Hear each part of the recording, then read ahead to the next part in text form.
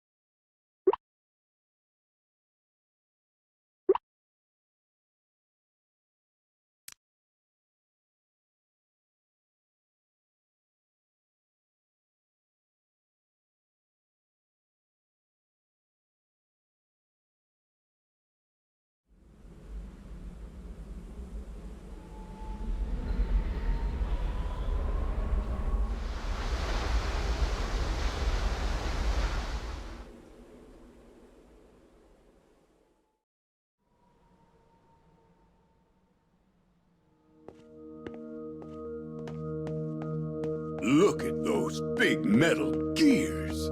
It don't get more masculine than that. Guess I can't argue with you there. Oh, goodness. Are you two friends now? As if. Oh.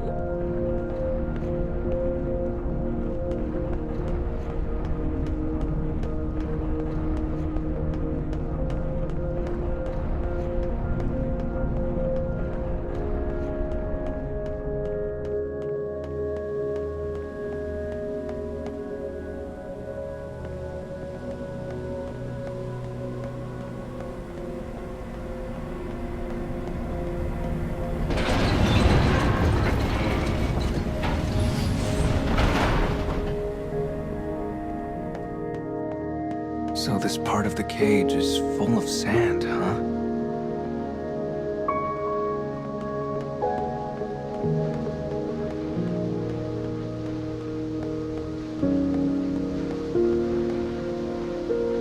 Dead end. I guess we activate this device now. Yeah, so I don't really remember what that does.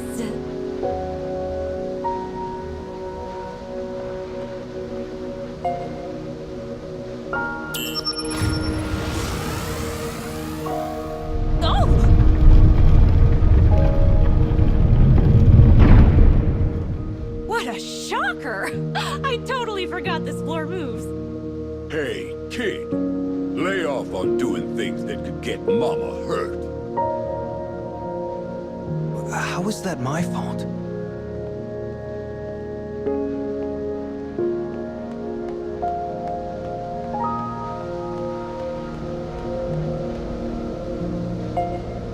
And here's the Dark Scarecrow! Let's get this puppy restored, shall we? This one looks different from the previous scarecrows. I wonder what sort of past is stored inside.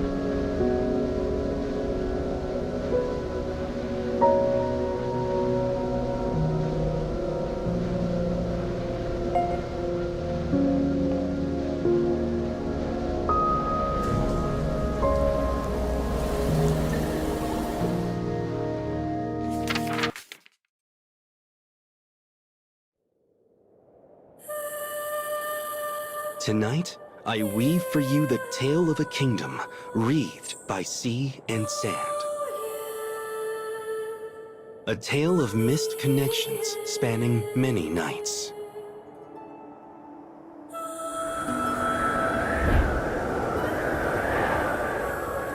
Desire is a thing fiercer than any sandstorm.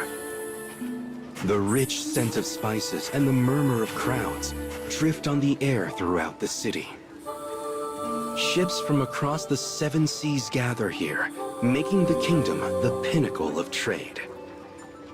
On this day, a sailor known far and wide for his shrewd mind arrives in the harbor.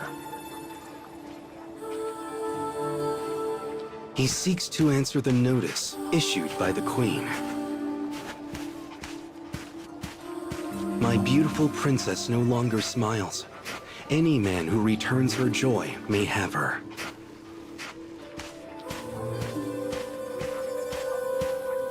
Spurred by the challenge, the man quickens his pace. He dreams of the beautiful wife who awaits him in the lavish palace.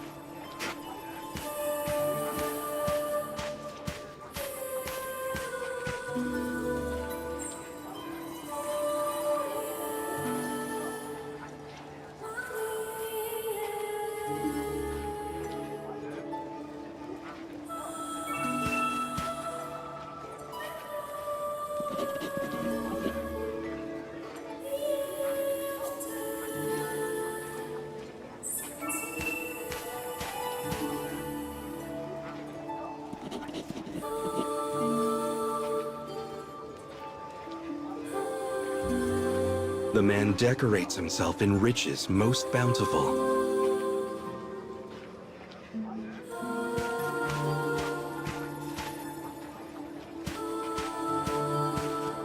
His confidence grows with each step he takes toward the palace.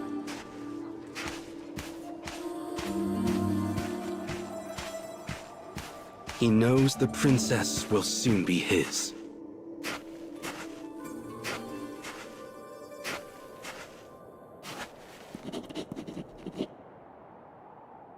Suddenly, a ragged boy appears before him. He pulls out a dagger and waves it menacingly.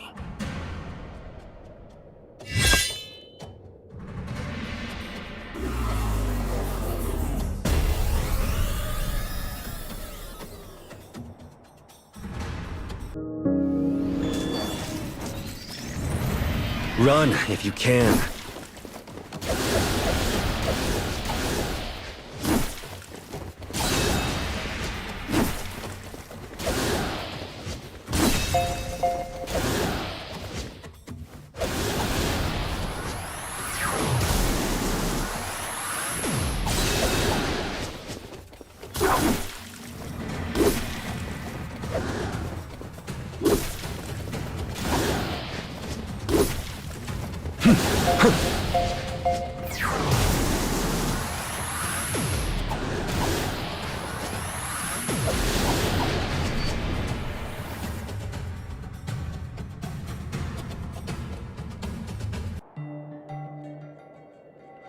The man had been so sure of his victory.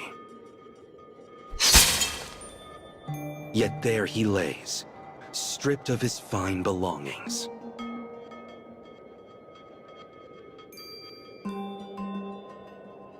Having assumed the sailor's guise, this boy now plays the main role in our tale. After briefly pitying the man, the boy leaves him behind and makes his way for the palace.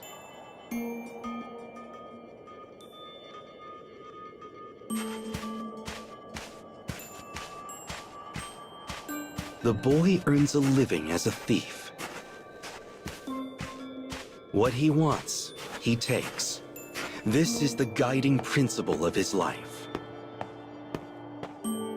And he has taken not only the sailor's finery this day, but also his mission to see the princess smile and claim her kingdom as his own.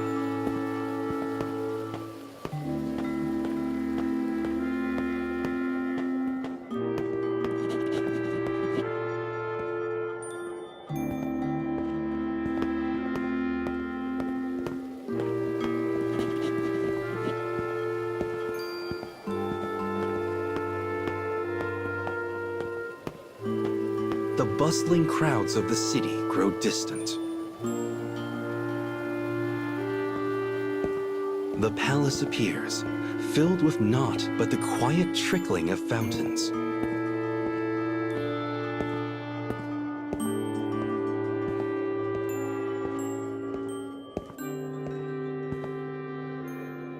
It is a most resplendent place, the nexus of all the kingdom's riches. And sitting in the center of the courtyard, clad in pure white dress, is its greatest treasure. The princess is completely motionless, like a doll on display.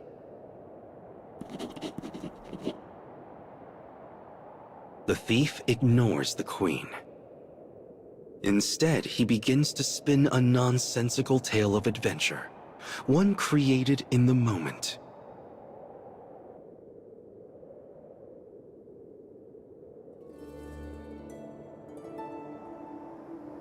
Today, Princess, I shall tell you of a pitiful djinn I once met on an adventure.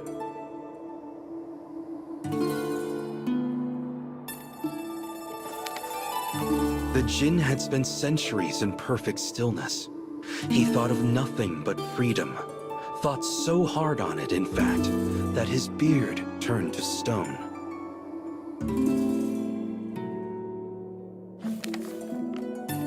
Seeing he could not move, I lifted my trusty torch high and set his beard ablaze.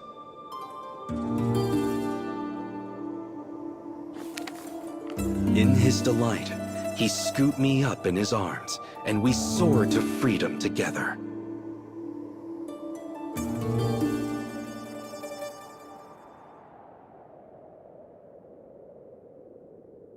As the thief ends his story, he peers at the princess and awaits her reaction. Behind her veil, he sees a face both beautiful and despondent. But there is not a hint of a smile.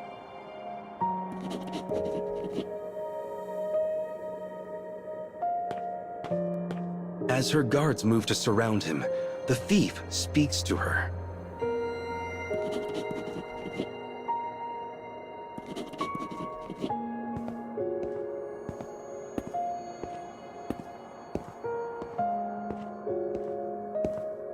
Silence returns to the palace. But the thief's emotions reached no one and vanished within the sands.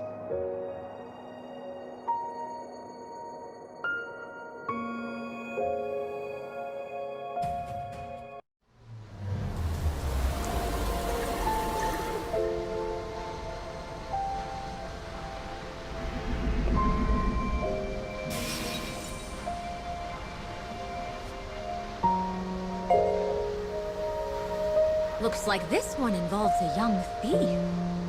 First a futuristic city, now a desert kingdom.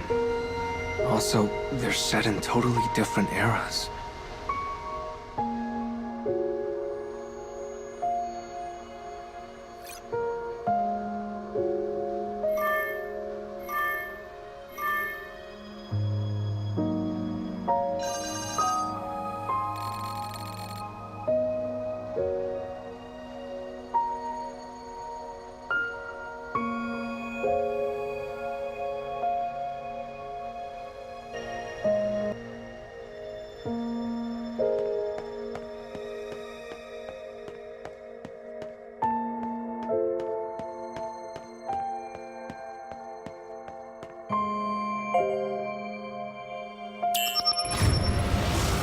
To repair the past and secure Luna fragments. That's right. Just keep it up.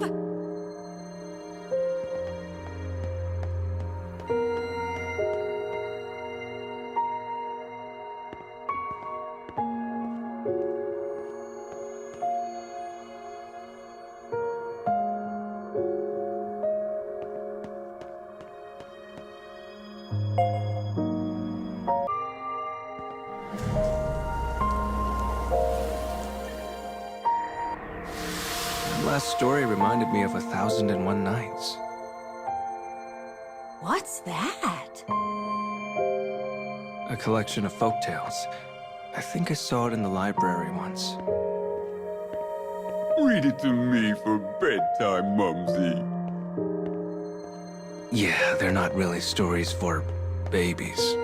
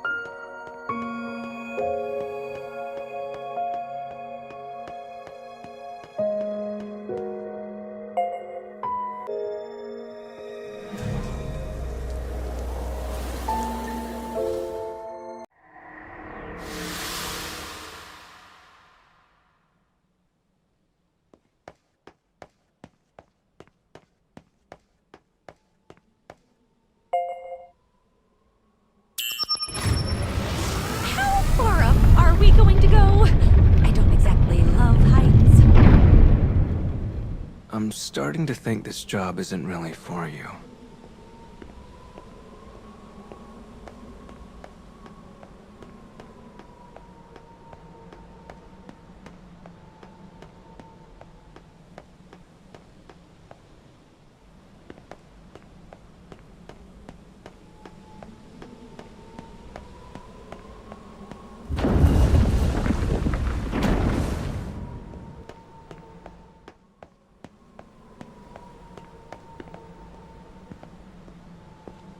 Don't be so selfish.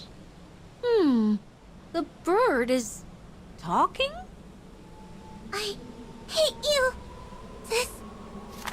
Hey, where are you going? Are they fighting?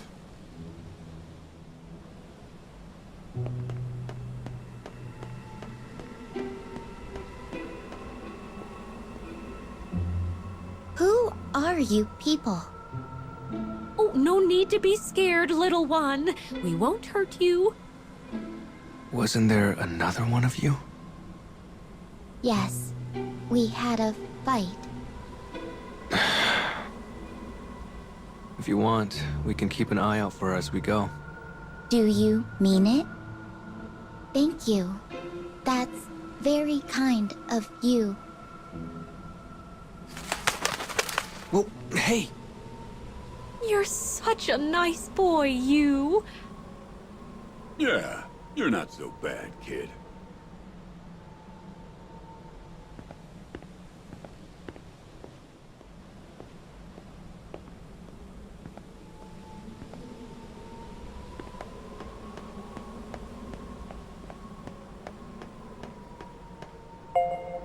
This device should take us where we need to go. Give it a poke.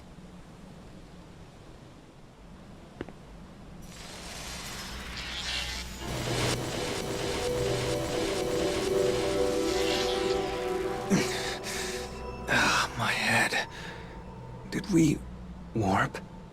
Now we can track down our missing sister.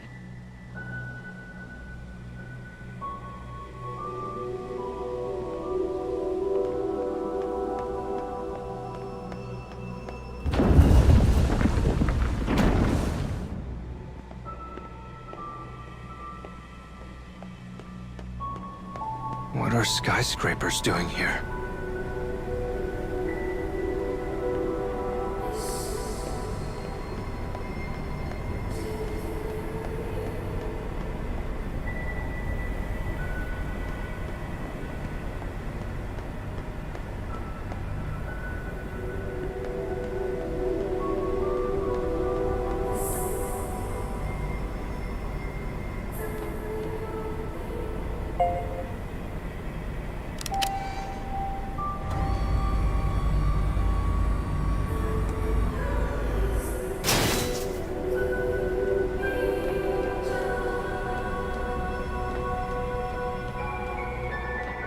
Another dead end? Oh, geez. I hope this is the right path. Hey, look at that. Judging by the length of the bridge and the shape of its actuators, we should be able to get across if we lower it. Shall I fly over and take a look? Yes, please. I mean, I should really be the one to go, but... Hey, don't force yourself. We know you don't like heights.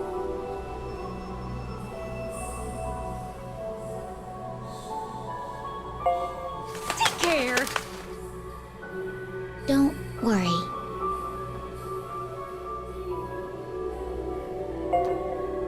If I just follow these girders.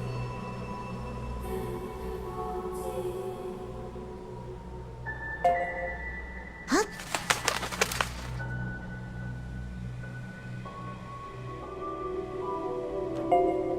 Hup.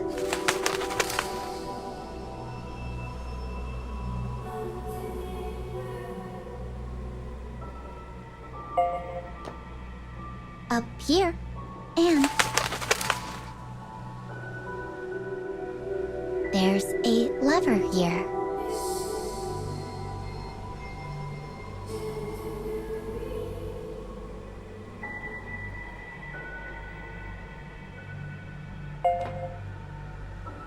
If I pull this...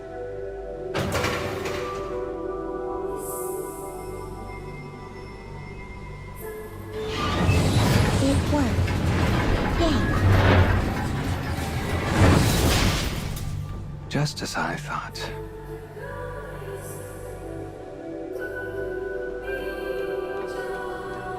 This looks like a construction site. Is someone expanding the cage?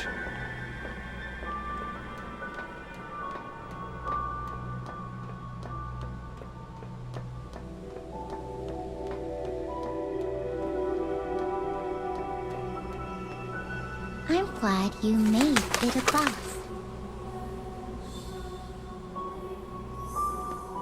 Thanks for the help.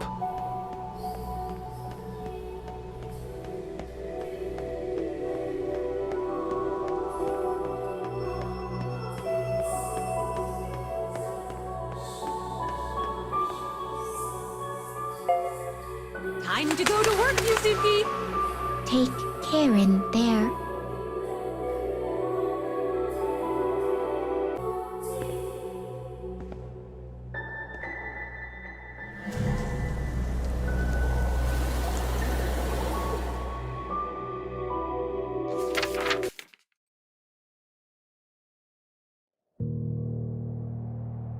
How many times has the sun risen and fallen since Thief and Princess first met?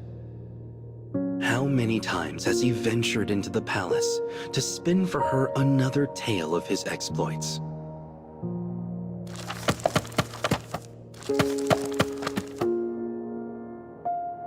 One day, he tells of an instrument which speaks. Another day, a spring of gold within a jar.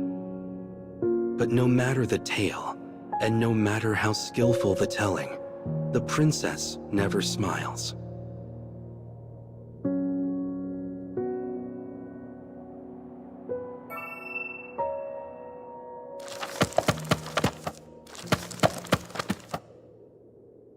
And then, one day, the princess remains as emotionless as always. Yet as the thief turns to leave, she slowly approaches him.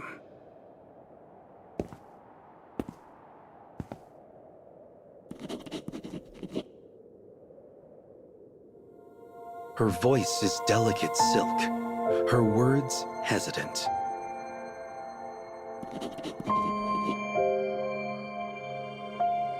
The thief's heart leaps when he hears her speak for the first time. Before he leaves, he swears to her this: "I shall make you smile on the morrow."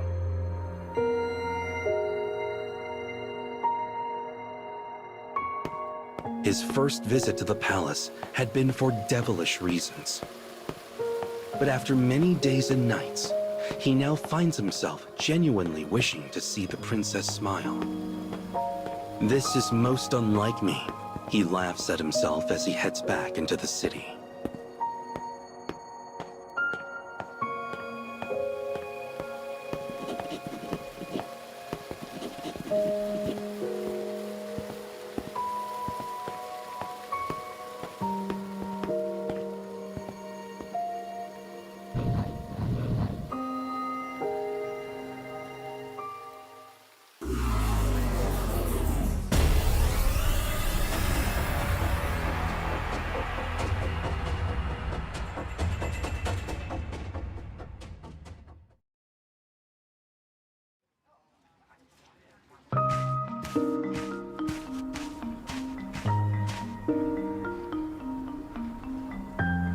After leaving the palace, he steals an apple from the market to fill his empty stomach.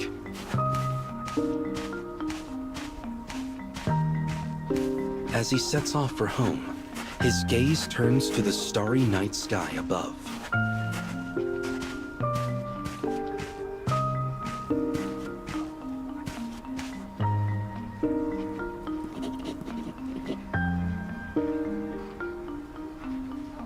When he reaches a puddle, he halts and stares at the reflection of the majesty above him.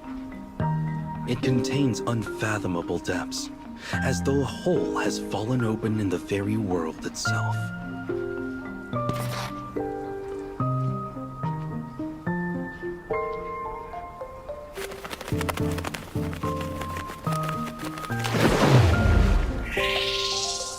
Though disturbed by the vanished puddle, the thief walks on.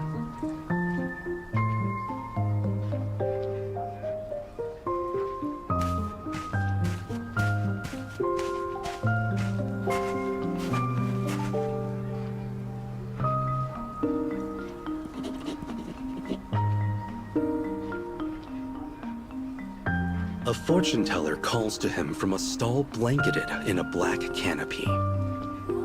She is dressed in a mystical manner, almost as if clad in night itself.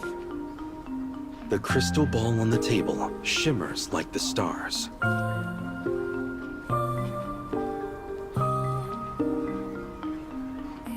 As she raises her hands to the orb, a look of concern settles over her face.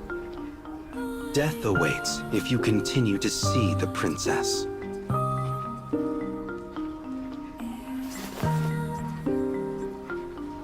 The thief bursts out laughing at the fortune.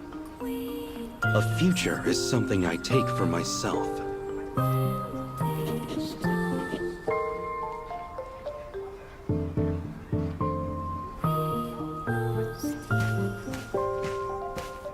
He is a thief. He has spent his whole life stealing whatever he likes. Money, food, even lives.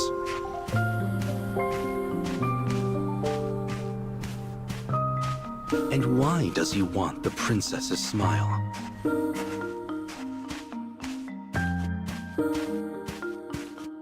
Because a future was once stolen from him.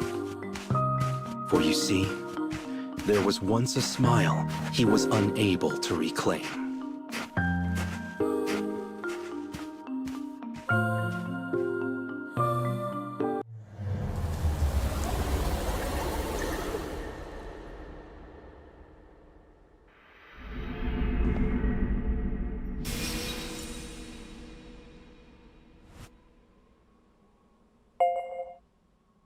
Hey, so the black bird we saw in there. That was me. It was broken, so I fixed it. You've been a huge help. That part about him dying if he keeps seeing the princess sounds an awful lot like a curse. It's just a fortune. It doesn't mean anything.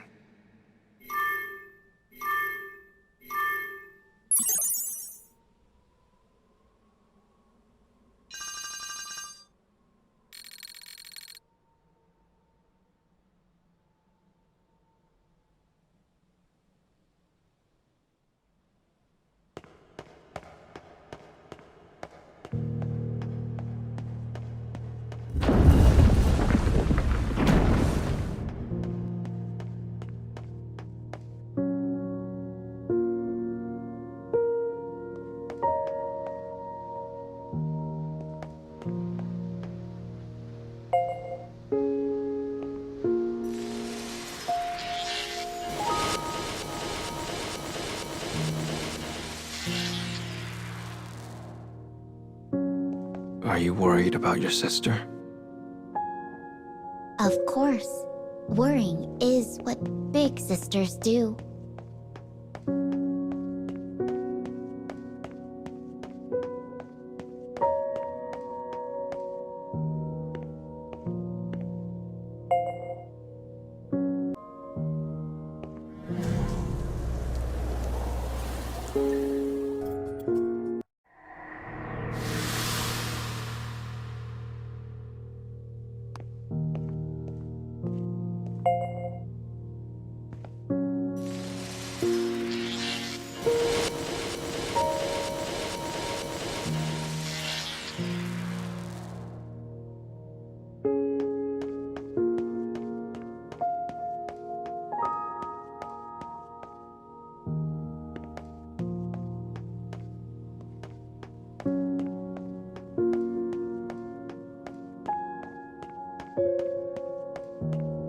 Oh, that's... No! Stay away from me! Hurry, before we lose sight of her!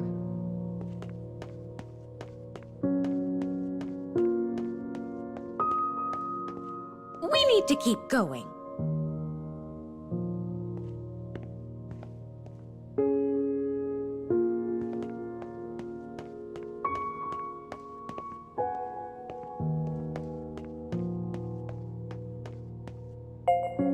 This thing's in the way.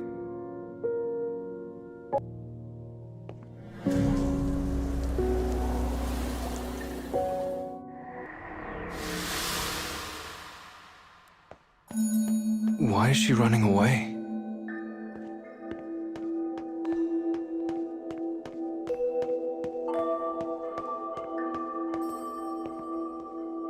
Oh no, we lost her. Can the two of us even make up at this point?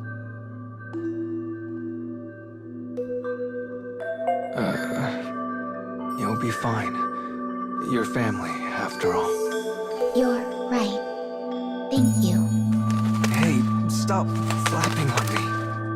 You don't look too bothered by it, kid.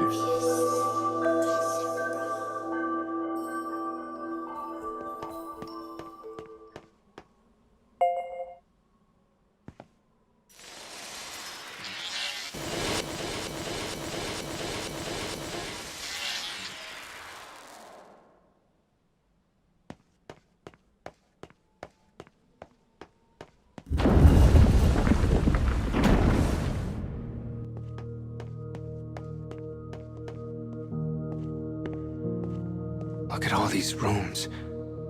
Are there other people in the cage?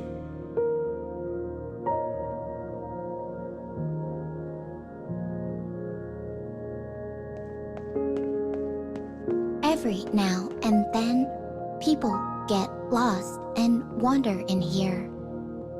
Then they try to dispose of us. That's horrible.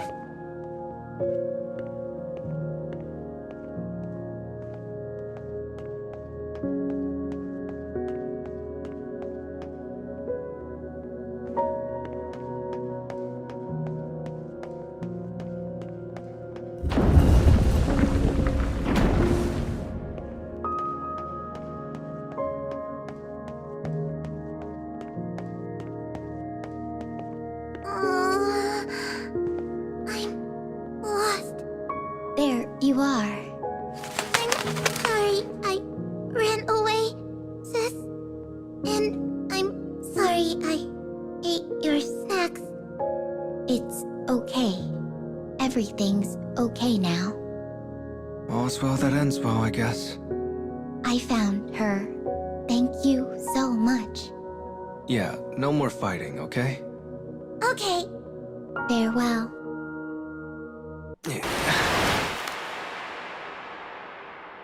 Huh? Where'd they go? Oh, they probably just flew off somewhere else. I hope they're all right.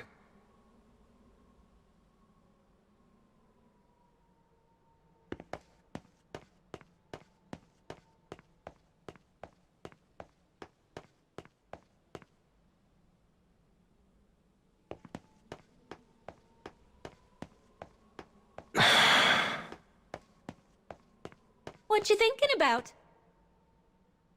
When I was a kid, my sister and I used to fight over the stupidest stuff. And I feel like most of it was because of me.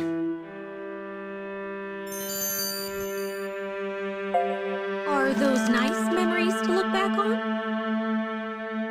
I'm not sure.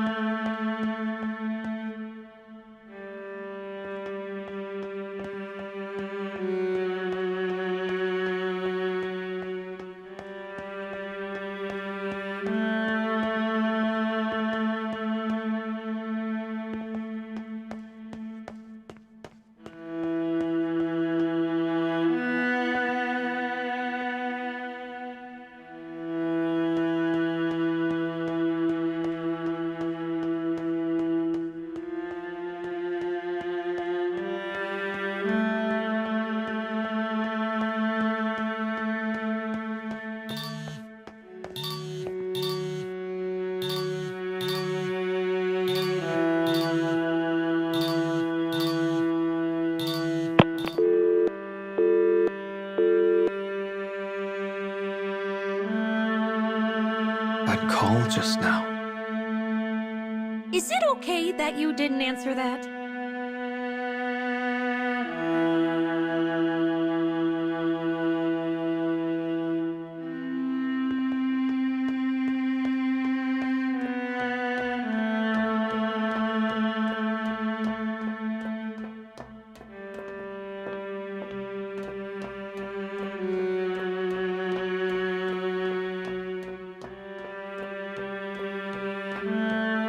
It can't be.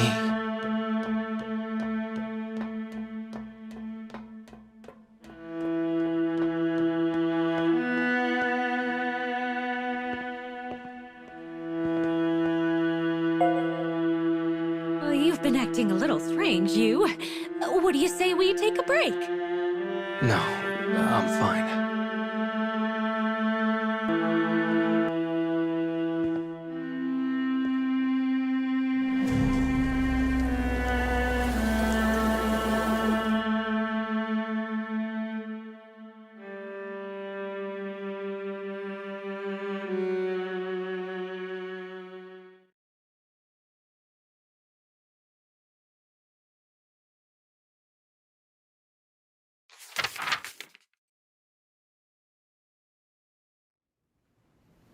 This is a tale of when the boy thief did not yet know his way of life.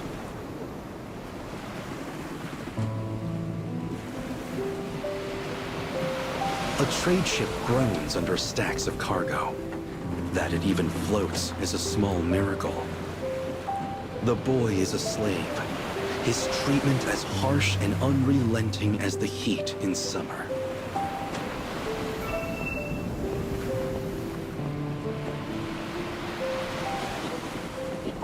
Seeing no end to his misery, he thinks himself unlucky to have ever drawn breath. His only solace is a slave girl aboard the same ship.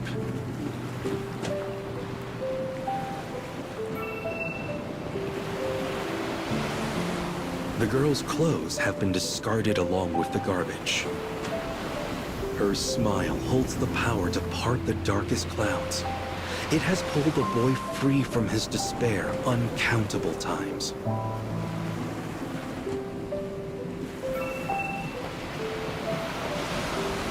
Old books lie scattered across the deck.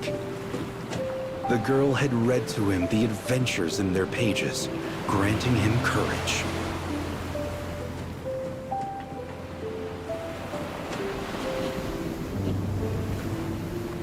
But now, she smiles no longer. It has fled, along with her joy. The boy comes to a decision. He will save the slave girl. He will bring her smile back.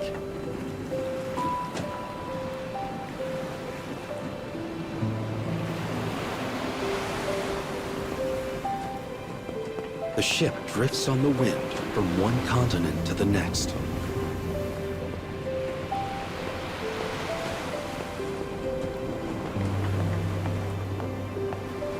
Fighting against the turbulent waves, the boy runs to the bow of the ship.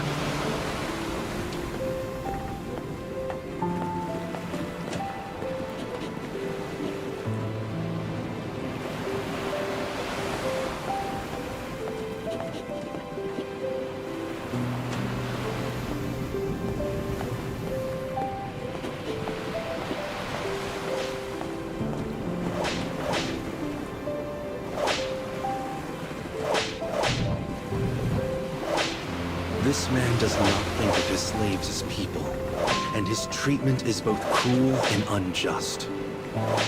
He is the reason she no longer smiles.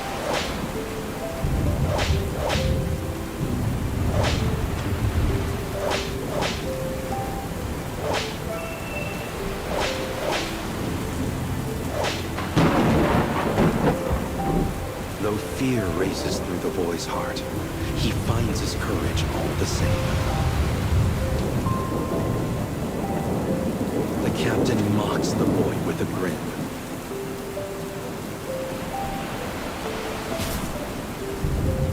A surge of emotion pushes the boy forward. He plunges a hidden blade into the captain. killing him instantly. The boy does not know a life outside of slavery. It is his world, his all, his everything. But he has done this to protect the girl's smile.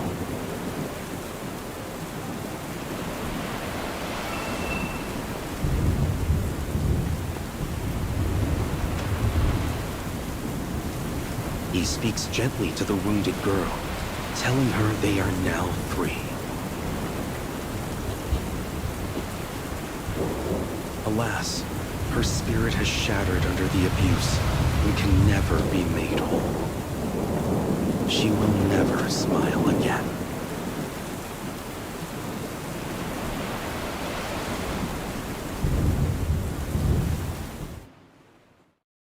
The boy learns an important lesson that day. What is stolen can never be reclaimed. And so he arrives at a decision. He will join the side of the takers, so nothing can ever be stolen from him again.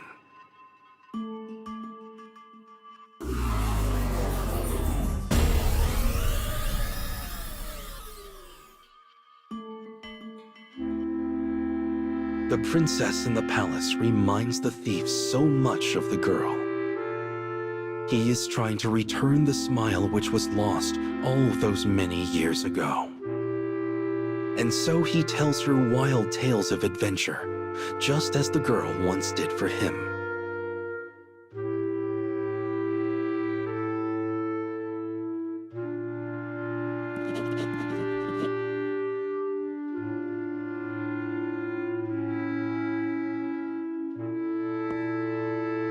When he finally finishes his tale, the princess approaches him.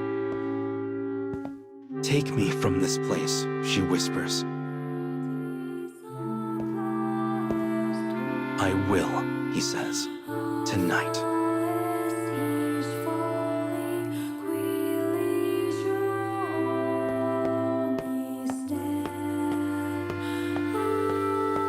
He and the princess have exchanged a secret promise.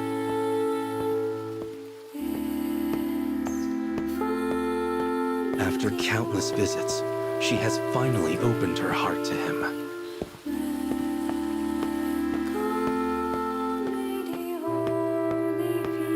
But the question remains. Can he return her smile?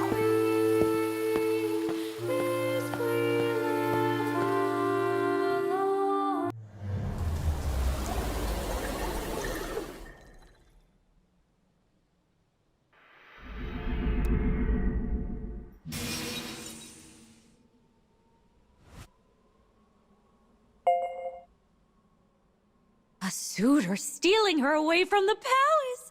How romantic. I'd save you no matter where you were cooped up, Mumsy.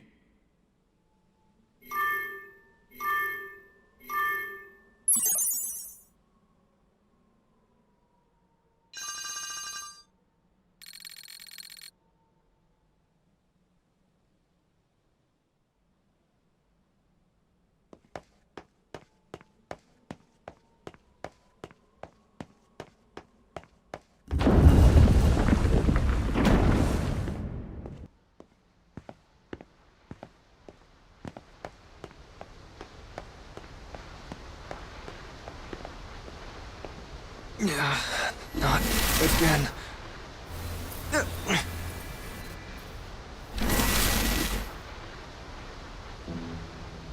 My sister is here. She's in this world. I'm sure of it. I'm pretty sure we should be the only ones in this part of the cage. Mama's word is law around here. Don't you trust her? That's not it.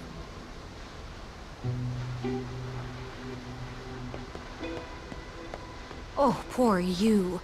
You must really miss your sister. Well, sure I do. I need to see her again.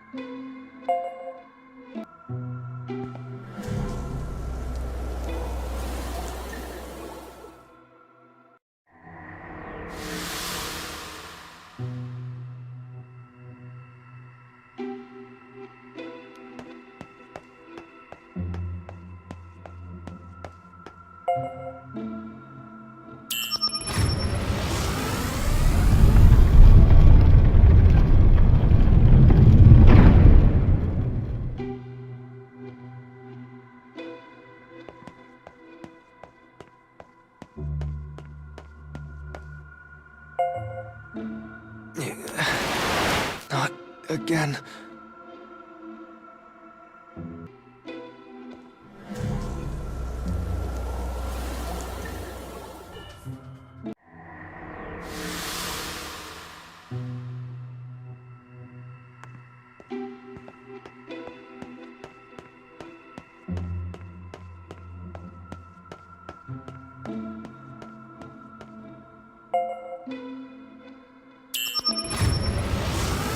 Our third scarecrow should be just ahead.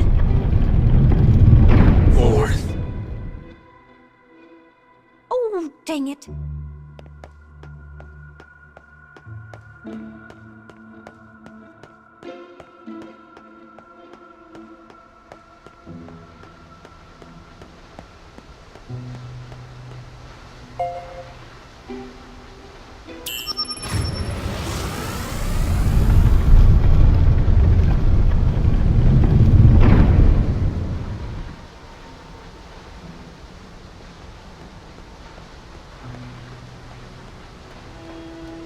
I need to get a picture of this.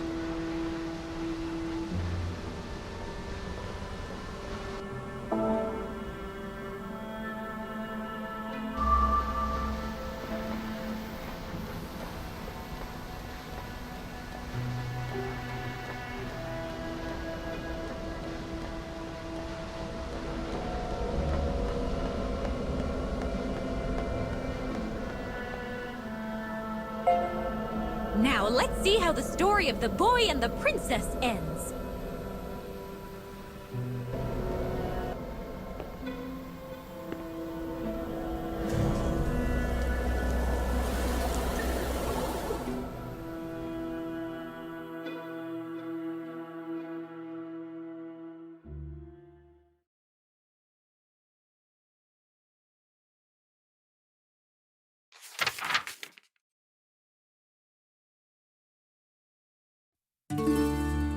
A secret garden lies deep in this land of luxury. It is far out of reach, like the brilliant moon which hangs heavy in the dark.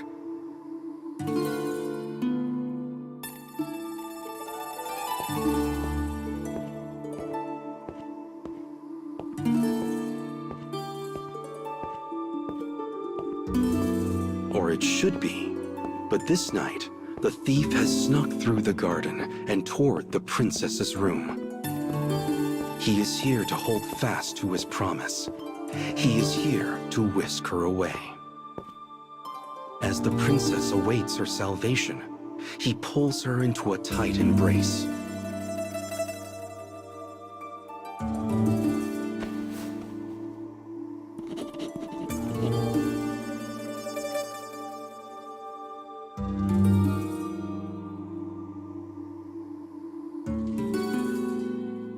And together, they steal away into the night.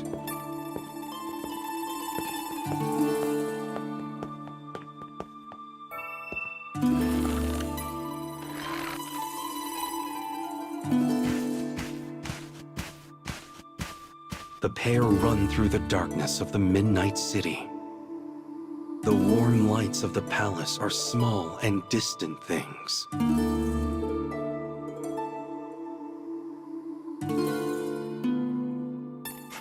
As the houses become more sparse, the smell of the sea grows stronger.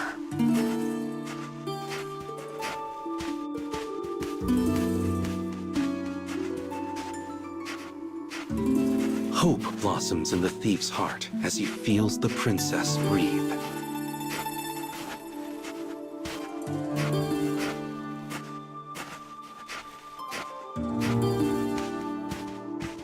He forges onward so they might leave this kingdom and find her smile anew.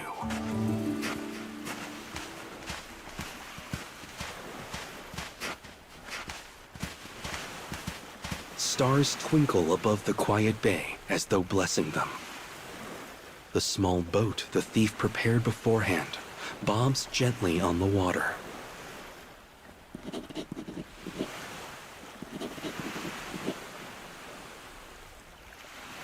The thief does as his heart bids him. He says, "Because I wish to see you smile."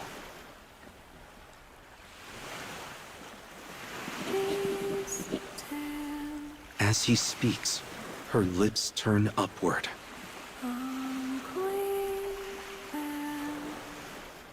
The moonlight illuminating her white veil makes it difficult to see her face. But he knows he has found her smile at last.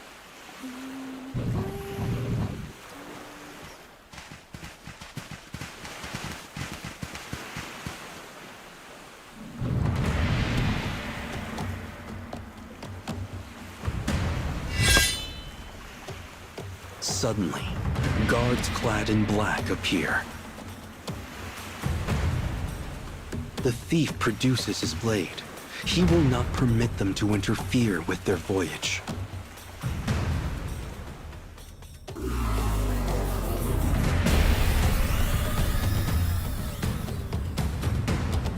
To anger me, are you?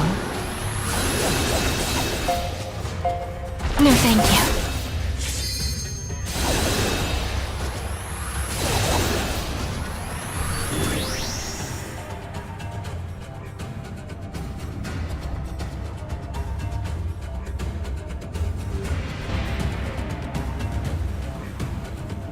The poison coating the enemy weapons attempts to steal his consciousness.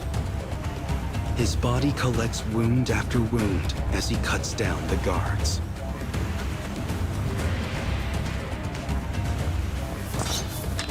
But who should then appear but the fortune teller, the selfsame one he met all those nights ago? Kill him, she commands. The thief has no strength left to ponder this new development.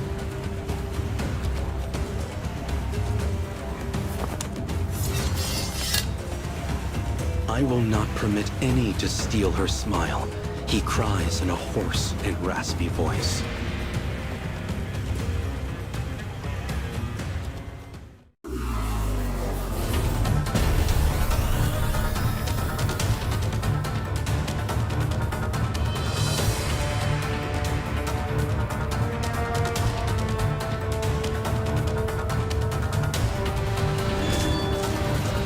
Prepare to beg for your life.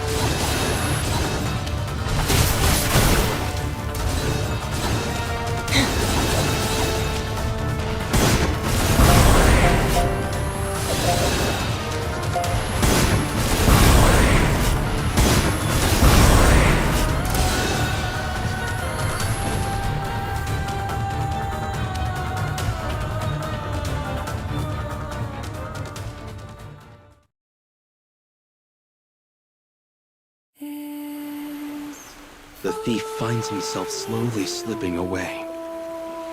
The princess calls to him.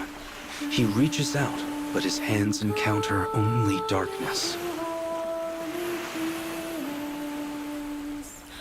His mind still cloudy, the thief's eyes peel open. The water is calm, reflecting the glow of sunrise in its perfect mirror. The thief looks around, wondering if he has finally obtained freedom with the princess.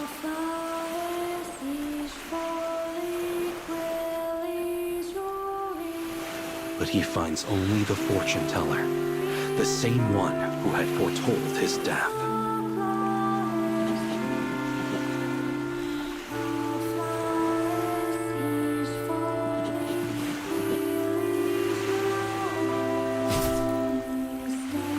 He is still unable to grasp what is happening, even as she thrusts her spear through him. His eyes bore into her, ablaze with hate.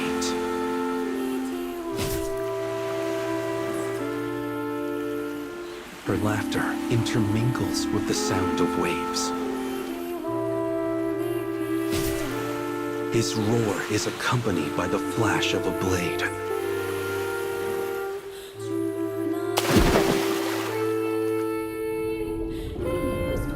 Entangled like lovers, they vanish into the depths. Was I able to return her smile? The fortune teller's laugh envelops the thief's entire being. It covers his thoughts in darkness until the end.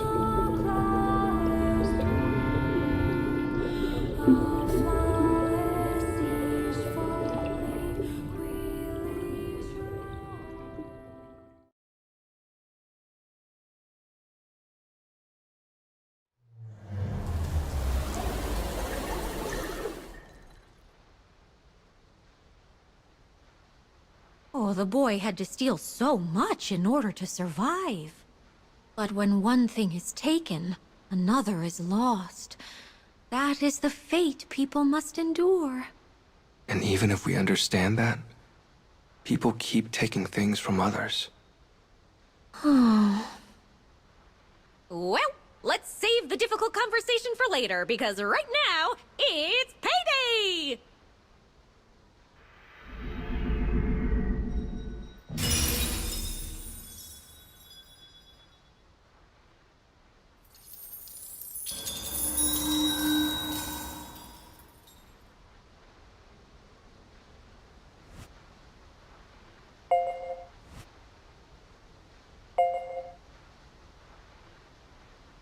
Let's go farther in.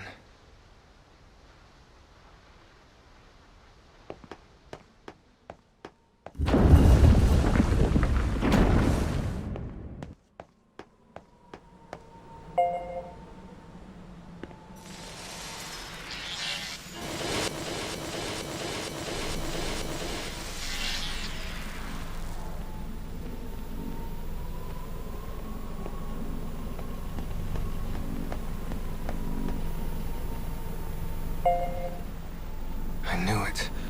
More TVs, which means... If you wish to change the past, you must be ready to lose something in exchange.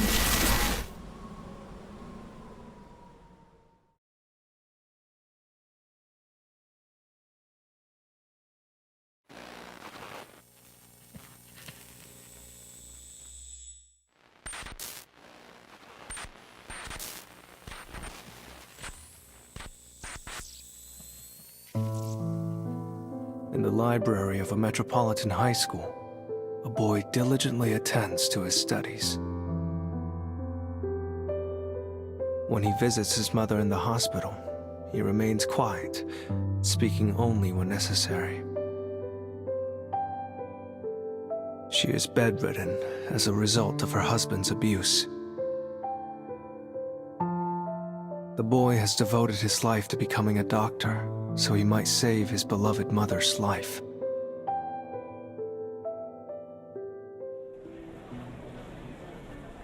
With the day complete, people hurry about their business in the evening gloam of the city. The boy walks alone in the street, surrounded by a noise and light and life that is a far cry from the typical silence of the night.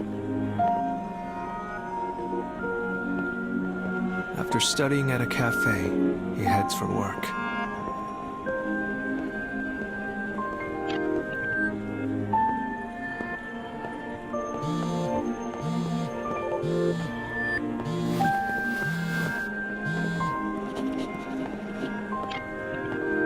The boy makes a perfunctory apology and hangs up before the voice on the other end is finished.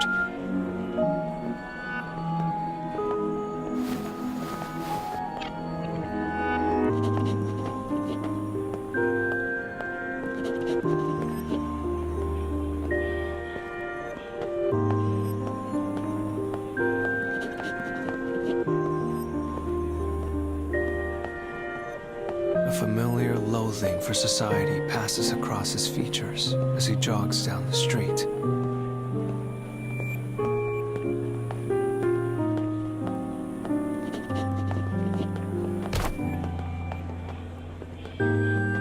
Suddenly, he bumps into a group of fellow high school students.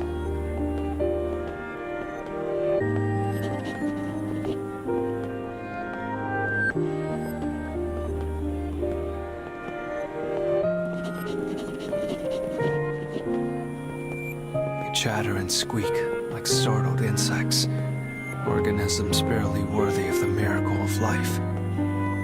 Deeming the interaction not worth his time, he mutters his second false apology of the evening before hurrying from the scene.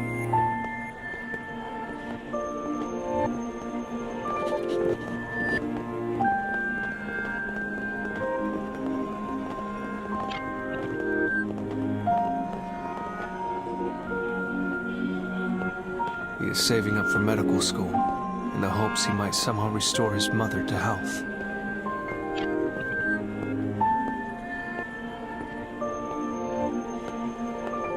He studies until words blur across the page, then works multiple jobs to save tuition money.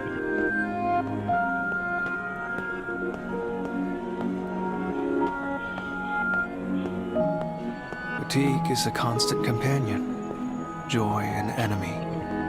His life, his seemingly endless life, is nothing but stress.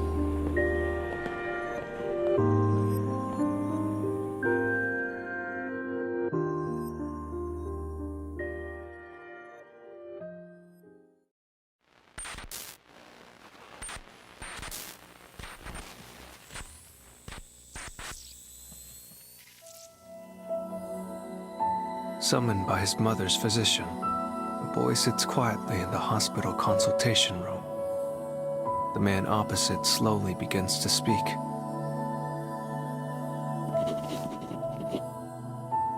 He informs the boy that his mother has very little time remaining to her. As if attempting to reject reality, the boy begins peppering the doctor with questions.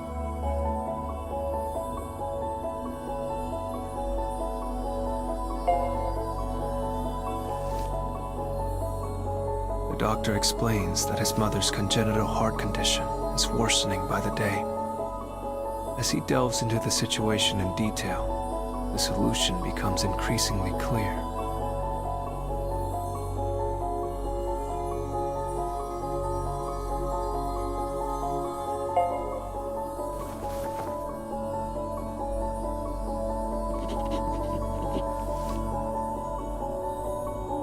His mother will need a heart transplant. It is the only thing that might save her. Yet there are many hurdles to overcome, including finding a donor and paying for the procedure.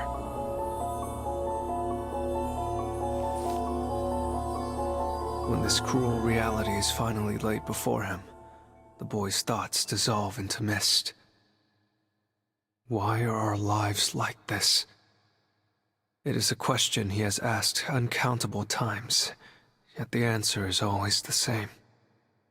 It is his father's fault, the man who abused his mother horribly before abandoning them both. And so, this day ends like all the others, with hot rage accumulating in his heart, like so much ash from a fire.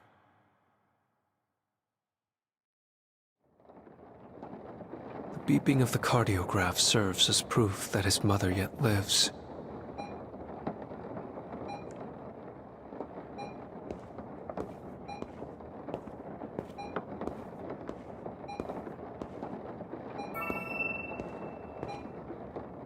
As she begins to moan softly in her sleep, he reaches out and quietly takes her hand.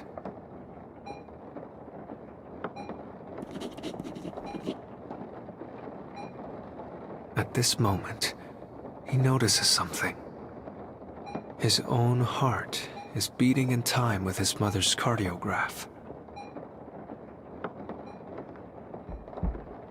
As realization spreads across his face, he places his free hand over his chest. If it's a heart you need,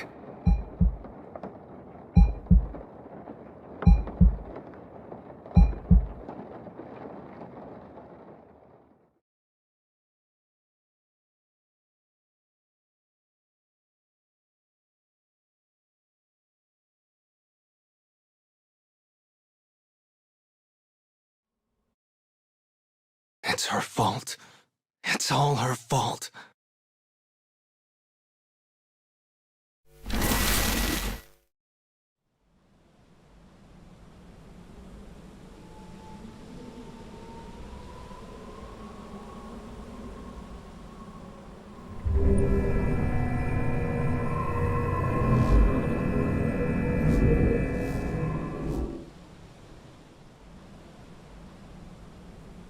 I'd do anything for my mom. I even risked my own life to save her. Oh, things must have been so hard for you. But if you fix the broken moon, I know your best will. Well, I'm going to keep guiding you so you can forget all of this terrible stuff, okay? Thanks.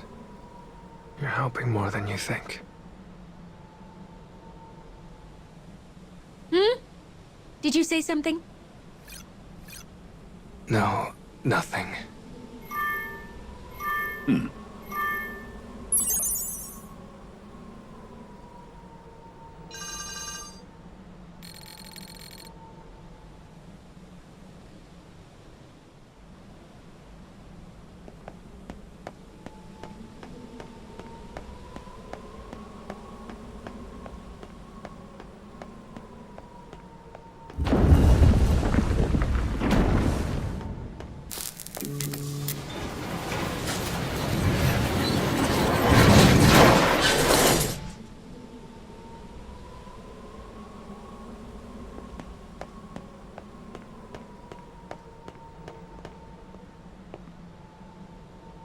All right then, just leave the rest to me. I'm counting on you. Just a bit, though.